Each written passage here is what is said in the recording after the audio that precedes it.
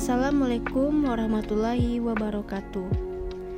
Kami dari kelompok 5 yang beranggotakan Indah Pertiwi, Nadira Faizatul, Makfirah, Mahalia Zahra, Aurel Syafitri, dan Zahra Syifa Oksanda ingin memaparkan hasil diskusi kami yang merupakan tugas mata kuliah statistika. Baiklah, saya akan menjelaskan tentang langkah-langkah pembuatan tabel distribusi frekuensi, di mana kali ini kelompok 5 akan mengambil data dari mahasiswi kelas IK 1 mata kuliah Statistika Ilmu Komunikasi angkatan 2020. Nah, untuk langkah-langkah yang pertama yang akan kita kerjakan terlebih dahulu adalah menentukan range. Range ini merupakan rentang atau jangkauan data. Nah, untuk mencari range sendiri, rumusnya adalah R kecil sama dengan data terbesar dikurang data terkecil. Di mana data terbesar kita ada 47 dan data terkecil kita ada 25. Jadi range atau jangkauan dari data ini adalah 13. Yang kedua yaitu menentukan banyak kelas atau K kecil. Rumusnya sendiri yaitu K kecil sama dengan 1 ditambah 3,3 log N. Nah, dari data ini didapatlah 1 ditambah 3,3 log 30. 30 yaitu jumlah data. Lalu langkah pertama itu dicari log 30 terlebih dahulu. Lalu didapat dengan angka 1,48. 1 ditambah 3,3 dikali 14,8. Dapat hasil 5,87 dan dibulatkan menjadi 6. Yang ketiga yaitu menentukan lebar kelas. Nah, lebar kelas sendiri disimbolkan dengan C. Dan rumusnya sendiri yaitu jangkauan dibagi dengan banyak kelas. Atau R dibagi K. Setelah didapat data dari banyak kelas dan jangkauan tadi, dapatlah hasil lebar kelas yaitu 2,17 dan dibulatkan menjadi 3. Yang keempat ada limit bawah kelas pertama adalah 25 dan dibuat alternatif limit bawah kelas yaitu 25, 24, dan 23. Maka batas bawah kelasnya adalah 24,5, 23,5, dan 22,5. Kenapa 24,5? Karena alternatif bawah kelas, limit bawah kelas dikurang dengan 0,5. Lalu setelah dipilih alternatif 1, dapatlah angka dan data sebagai berikut. Lalu yang kelima yaitu memperoleh batas atas kelas pertama yaitu dengan menjumlahkan batas bawah kelas dengan lebar kelas. Didapatlah data 24,5 ditambah 3 sama dengan 27,5, 23,5 ditambah 3, 26,5, dan 22,5 ditambah 3, 25,5. Selanjutnya, kita cari limit atas kelas pertama adalah sebesar 27,5 dikurang 0,5, sama dengan hasilnya 27. Untuk mencari limit atas kelas pertama sendiri, batas atas kelas pertama dikurang dengan 0,5.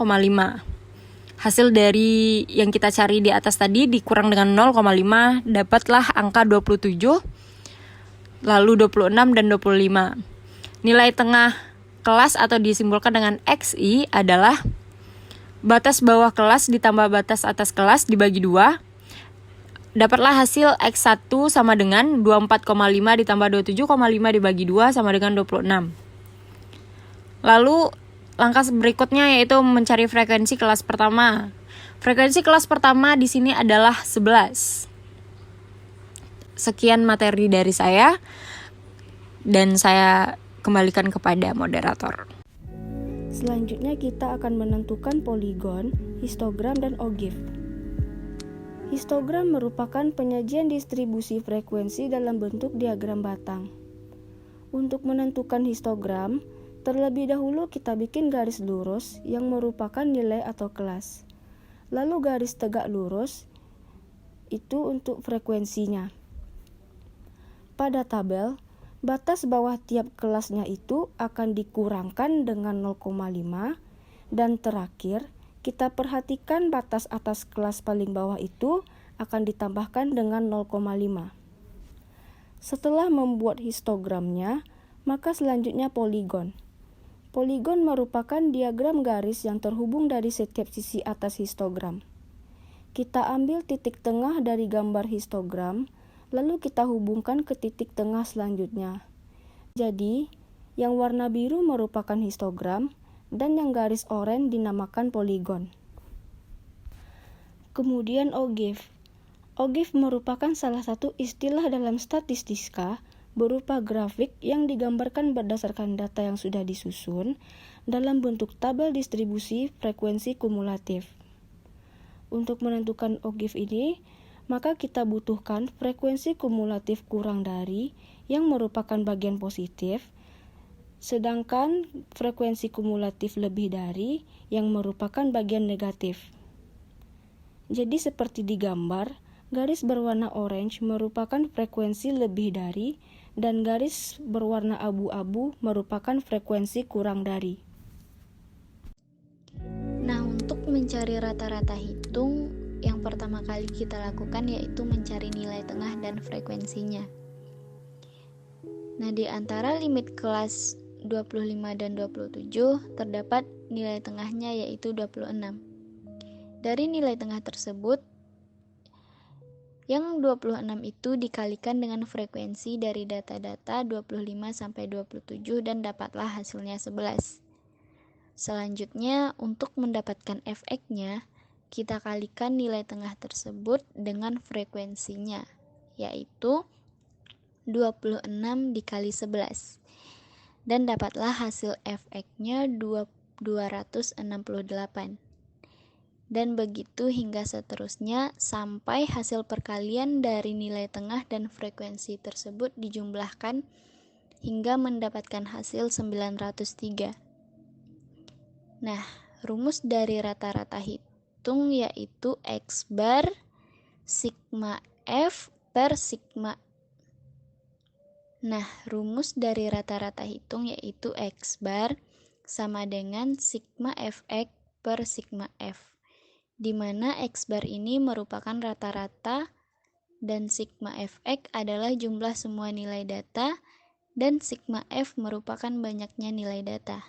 Jadi 903 dibagi 30 dan dapatlah hasilnya 30,1. Nah, untuk mencari median kita menggunakan rumus sebagai berikut. Median sama dengan LO ditambah C dalam kurung N per 2 dikurang F besar per F kecil.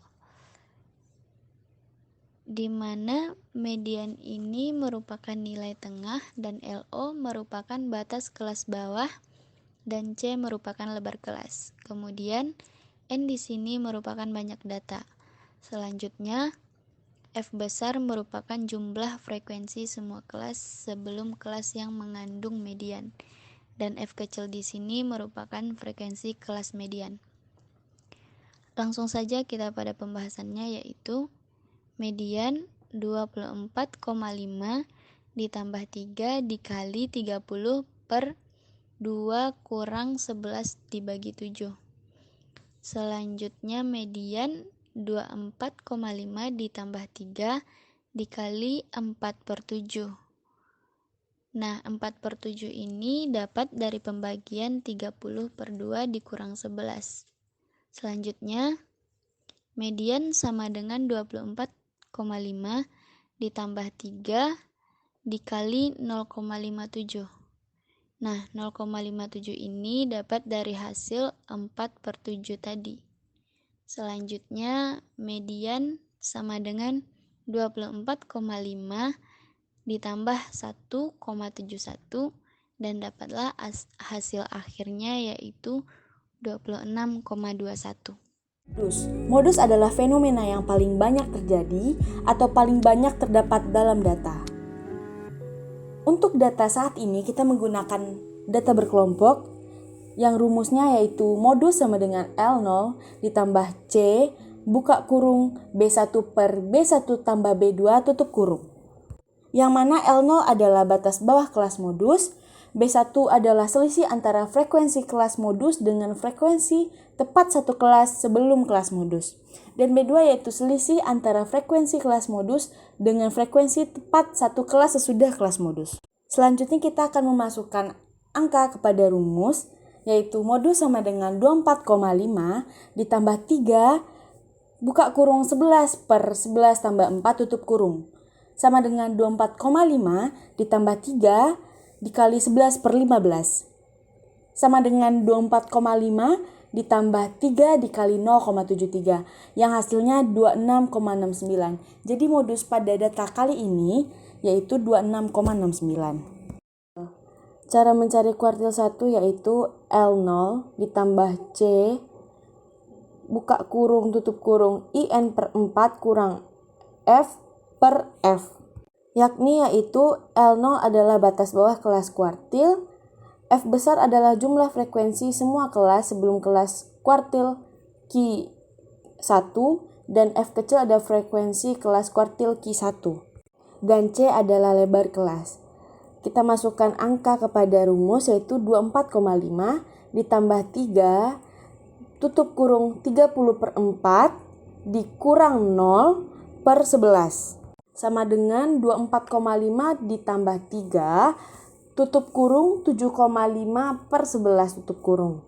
Sama dengan 24,5 ditambah 3 kali 0,68. Kita tambahkan yang hasilnya 26,54. Dibagi 4 bagian, yang mana Q1 dikali dengan 25%, Q2 dikali dengan 50%, Q3 75%, dan Q4 100%.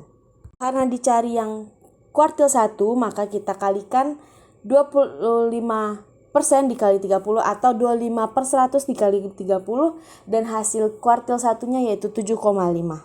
Kan dengan mencari kuartil 3 seperti yang kita lihat, rumusnya sama dengan kuartil 1, hanya kita menukarkan pada akhirannya yaitu dikalikan dengan 75%. Kita masukkan angka ke rumus yaitu 24,5 ditambah 3 buka kurung 3 kali 30 per 4 kurang 18 per 6 tutup kurung sama dengan 24,5 tambah 3 9 buka kurung 90 per 4 kurang 18 per 6 tutup kurung sama dengan 24,5 ditambah 3 dikali 4,5 per 6 yang hasilnya yaitu 26,75. Seperti yang saya ucapkan sebelumnya, karena kuartil 3 75%, jadi 75 per 100 dikali 30 dan hasilnya 22,5. Materi selanjutnya yaitu desil.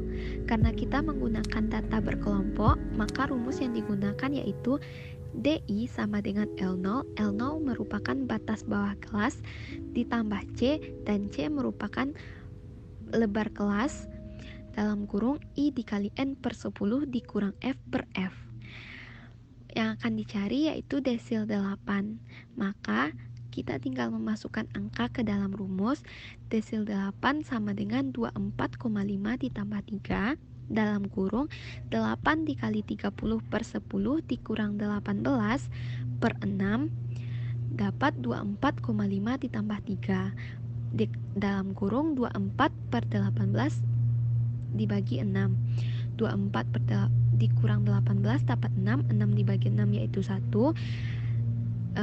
Jadi hasilnya 24,5 ditambah 3, maka desil 8 27,5. Selanjutnya persentil. Untuk persentil, kita masih menggunakan data berkelompok. Maka rumus yang akan digunakan yaitu PI sama dengan L0 ditambah C dalam kurung I dikali N per 100 dikurang F per F. Yang akan kita cari ialah persentil 65. Jadi 24,5 ditambah 3 I dikali N yaitu 65 dikali 30 per 100 dikurang 18 per 6 dapat hasilnya 1950 per 100 dikurang 18 per 6. 1950 per 100 yaitu 19,5 dikurang 18 per 6 dapat hasilnya 0,25. Jadi hasil dari persentil yaitu 25,25. Materi selanjutnya adalah simpangan baku. Simpangan baku adalah ukuran statistik yang menggambarkan keadaan keseragaman. Jadi makin besar harga S, maka tidak seragam keadaannya. Apabila S sama dengan 0, artinya data harganya sama-sama. Simpangan baku mempunyai satuan pengukuran, oleh karena itu simpangan baku tidak bisa digunakan sebagai alat pembanding keseragaman apabila satuan pengukurannya tidak sama. S sama dengan akar sigma F dikalikan X dikurang X bar dibagi N kurang 1. F adalah frekuensi, X adalah nilai data, X bar adalah rata-rata sampel, N adalah banyak data. Jadi kita langsung masukkan saja ke dalam rumus ini angka-angkanya. Jadi nilai dari sigma F adalah akar 420,2 dibagi N-nya 30 dikurang 1, maka dapat hasilnya akar 420,7 dibagi 29 sama dengan akar 14,506 dan hasilnya adalah 3,81. Jadi nilai dari simpangan baku pada data ini adalah 3,81. Materi selanjutnya adalah variansi. Variansi merupakan jumlah kuadrat semua deviasi nilai-nilai individual terhadap rata-rata kelompok. Rumus dari variansi adalah S kuadrat sama dengan sigma F dikalikan X kurang X bar dibagi N. Kita masukkan saja contoh dari data di sini. Diketahui bahwa nilai dari sigma F dikalikan X kurang X bar-nya adalah 420,7 dan diketahui N banyak datanya di sini adalah 30. Kita langsung saja kita masukkan. Kita bagi 420,7 ini dengan banyak data 30, maka dapat hasilnya adalah 14,02. Jadi variansi nilai pada tabel data di sini adalah 14,02.